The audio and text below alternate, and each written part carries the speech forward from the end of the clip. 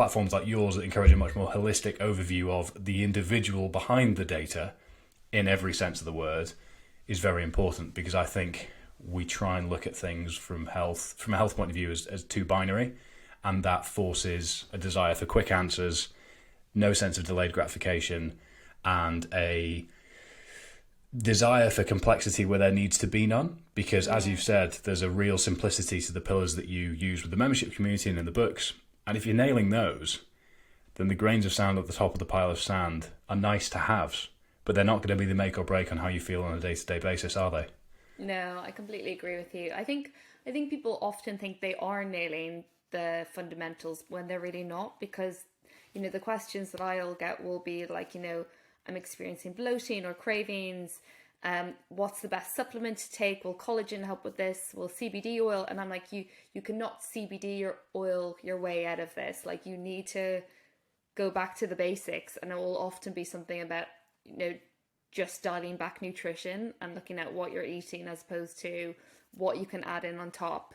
And when you really look at the research to do with supplements, a lot of people take them just out of, not because they really understand what it's going to do for them or because they've got a specific issue, but they take it for an insurance policy because they think it may make them better, and they think more is better when it comes to vitamins and minerals. And actually, most of the supplements that are on the market don't work. They're not regulated in the same way as a medicine for safety and efficacy. And so we don't really know if what they have written on the label is accurate and whether it's safe or effective for you to take. And I'm not saying that no supplement in the world works. I'm just saying that the supplement industry is the wild, wild west, and you cannot...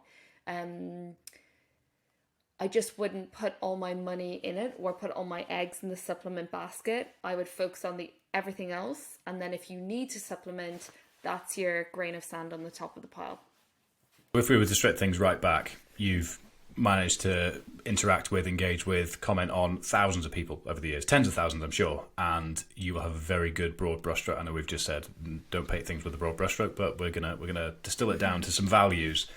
If, from what you've observed in the world in general, because you've been in fitness and you've been in the NHS and you've had a really good perspective on things, what are the core values that people should focus on in the modern world with their nutrition? What are the things that they should be doing that stop them from getting to the point where they feel that they can CBD oil their way out of a situation, which is an overly common thing to believe you can do these days? But the values that underpin all of that, what are the mistakes you see people making most of the time, and what are the considerations that might help them improve there? I think chasing down what they think needs to be an overly complex thing, and again, like, it's the very unsexy basic advice that still holds true, and that's like a regular balanced diet. I think demonizing food groups has never gotten anyone to a good place.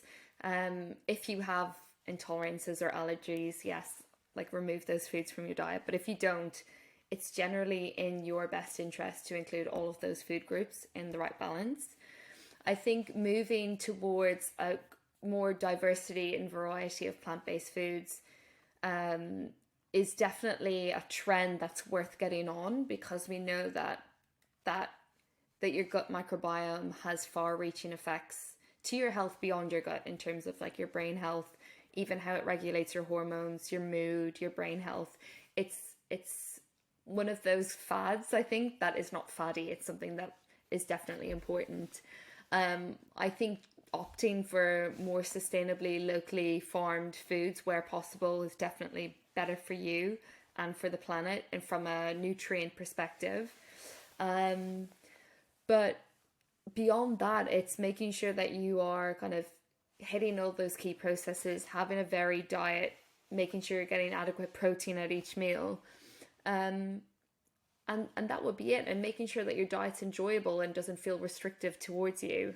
Because I think one of the things that we often forget is that even when it comes to like our diet, and we talk about the Mediterranean diet being the most important diet or the most healthy diet out there, a lot of that diet is based around the principles of the Mediterranean style of eating, and that's eating with kind of friends and family at a meal slowly over an hour, and everything else that goes around it, like cooking seasonal food and locally produced foods. Whereas now, most of our meals are eaten at a desk, inhaled within 5 minutes. We're not really considering what food's going in. We're still hungry an hour later because we've not taken the time to digest that food, and we're in this hyper stressed space.